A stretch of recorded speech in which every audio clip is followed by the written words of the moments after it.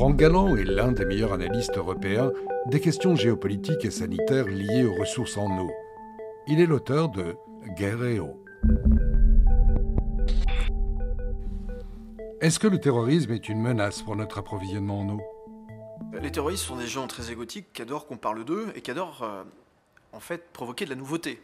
Donc depuis le 11 septembre 2001, on a eu un certain nombre de scénarios malheureusement qui ont touché des populations civiles en Occident et pas qu'en Occident. Et on peut se poser la question, pourquoi n'ont-ils pas voulu cibler l'eau? Eh bien, dans les faits, ils ont tenté, il faut le savoir. Heureusement, sans conséquence aujourd'hui.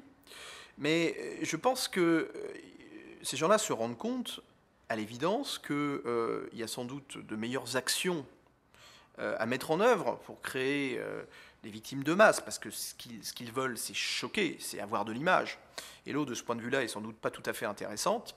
Et puis, vous savez, les opérateurs d'eau, publics, privés, très tôt, ont été dans l'obligation de mettre en œuvre des mesures de sécurité, de surveillance. Alors, mesures de sécurité sur leurs ouvrages de stockage, de manière particulièrement élaborée, en mesure à la fois de dissuasion, de détection de présence et de retardement des intrusions. Et puis, sur les réseaux, l'eau que nous consommons est en permanence contrôlée, en sortie d'ouvrage de stockage et puis en arrivée vers les robinets des consommateurs.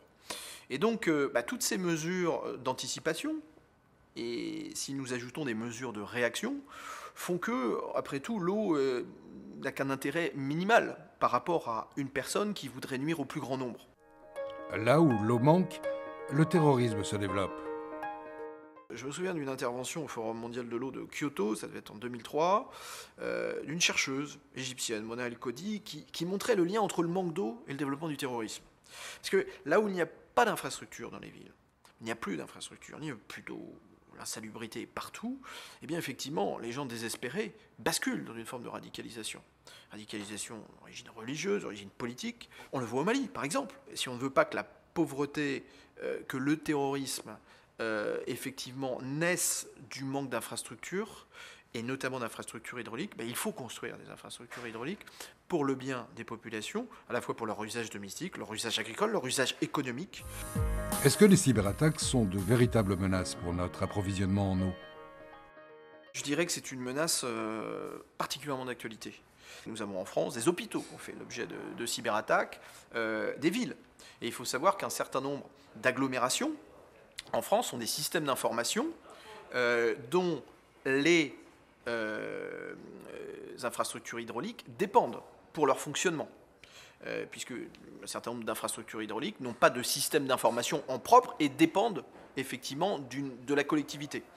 Donc ça, c'est une menace permanente, diffuse, particulièrement inquiétante.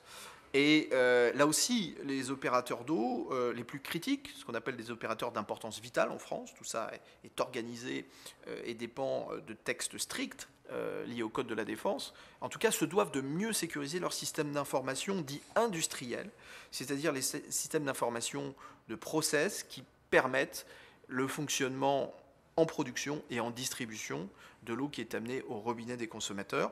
Consommateurs qui peuvent être vous et moi, mais consommateurs qui sont aussi des clients sensibles pour raisons sanitaires, un hôpital. Imaginons un hôpital sans eau en période de crise sanitaire, ça serait catastrophique. Et c'est la menace d'aujourd'hui, ça sera encore plus la menace de demain.